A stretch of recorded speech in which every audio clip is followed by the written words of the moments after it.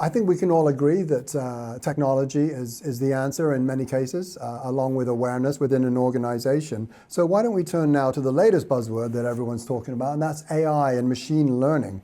It's no exaggeration, Andy, to say that AI transforms how companies operate and how they manage their assets, presumably. How can we leverage data to make more informed decisions? Maybe I'll start by talking about a first principles issue, which is the responsible use of energy. Okay. It takes an incredible amount of energy to run AI compute. So we have to be specific in our application of AI to the results that we want to get out of data. And I'll be really, really specific to risk management data. So when we collect information from the shop floor, we collect sensors, we want to be specific in how we analyze that data and how we apply AI to generate the results that we want. In this case, predictive or proactive insights to asset failures. So I think a challenge for the industry is being really specific in how they're applying the technology to the problem that they're trying to solve. There's also an aspect of cost, isn't there? Because, I mean, you touched on it, the amount of energy that's required. I mean, this stuff is going to get more and more expensive, isn't it? It's going to become incredibly expensive. And I think the cost for consuming it is going to show up really quickly in your balance sheet.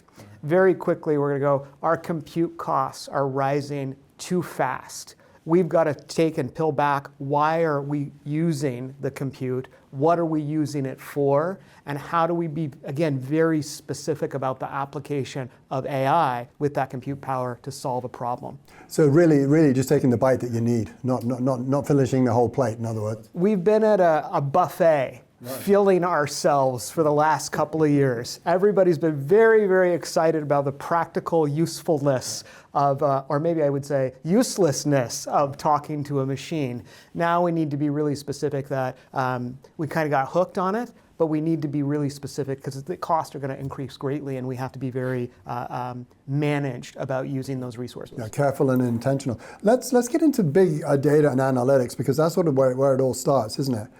How do you use data to make better decisions? I'll talk about it specifically around asset risk management. The more visibility that we have into a site, i.e. the more sensors that we have connected, gives us a broader view or a greater resolution of problems that could come up.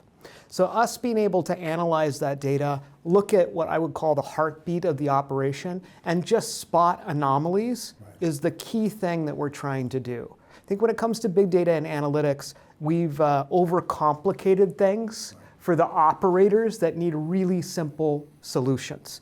So my first general manager that I worked with in industrial operations said, Andy, it has to be as simple as crayon on a cocktail napkin or people won't use it. So we've always taken that kind of guidance to make sure that all of the solutions that we put in place are dead simple. IoT, big data, analytics, very complex topics. For an operator, they want to know something really simple. Especially on the maintenance side, is there a deviation to baseline? Is there an anomaly? Do I need to react? And that's so important when it comes to asset risk management as well, is just being able to spot a deviance to the baseline. Yeah, because you don't want to have to be wasting time or bandwidth on trying to figure out the data in front of you. You need to have a clear indicator of what's happening so you can now change your stance. Am I taking action or is everything fine, right? You're spot on, Brian. The next step in the evolution here is agent-based data, agency data. So it's pushing the answer that you need to you. So I think we're going to go beyond dashboards and actually how is the data talking to you? I need it to tell me what it observed over the last day, 2 days, week, 30 days, and tell me the actionable insight. What do I need to do now? Right. So the practical use of AI around big data is going to be peeling back the layers to give the manager exactly what they need to make a decision before they run into the issue. Yeah, that's a perfect segue because, one of the things I find so fascinating about this aspect of risk management is the predictive aspect, looking into the future so you can, get your ducks lined up or get your team ready for a failure or a maintenance that's got to happen. Tell us a little more about how does that crystal ball happen? I want to be specific around AI and machine learning. Most of the stuff that we do in predictive maintenance is about machine learning. It's about understanding the baseline operation of a specific piece of equipment, and then understanding what deviations happen within that baseline.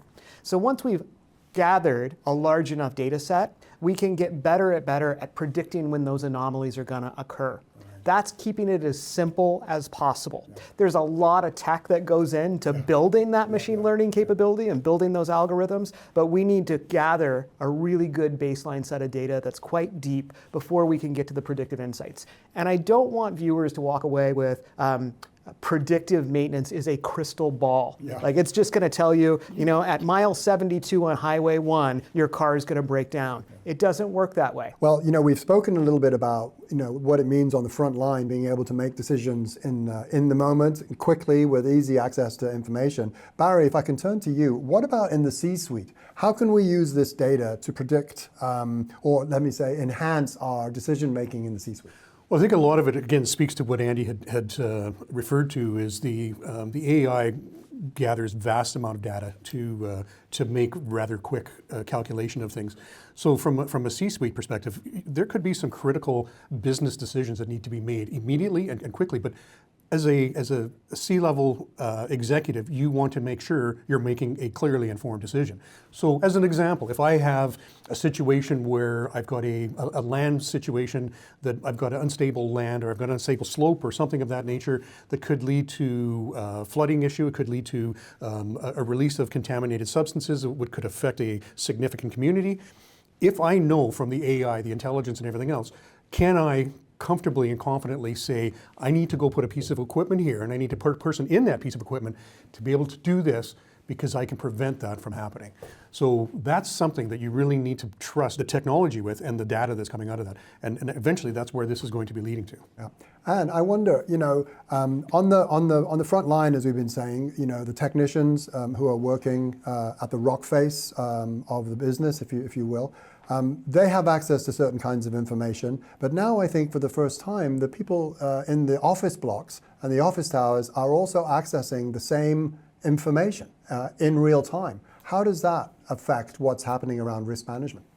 Well, I think it's an excellent way to even out the communications as that, let's say, the people in the office block are seeing what the people at the rock face are seeing, but it also allows for far more effective communications, because you're eliminating layers of management in some cases. And the message, it's like being in a circle with the children. One person says something to the next person. By the time it goes fully around, it's not quite right, but it allows immediate response, especially with technology and the AI that's been gathered, the data, and then the response time. I think we can see a rapid decrease in the length of time it takes to deal with. So it's a win-win, isn't it? I mean, you can make a decision in the moment on the front line, but also at the C-suite, it's all happening now, and you can make a decision. I mean, it's a game changer. I mean, we keep saying it, but it really is. It is. It's significant.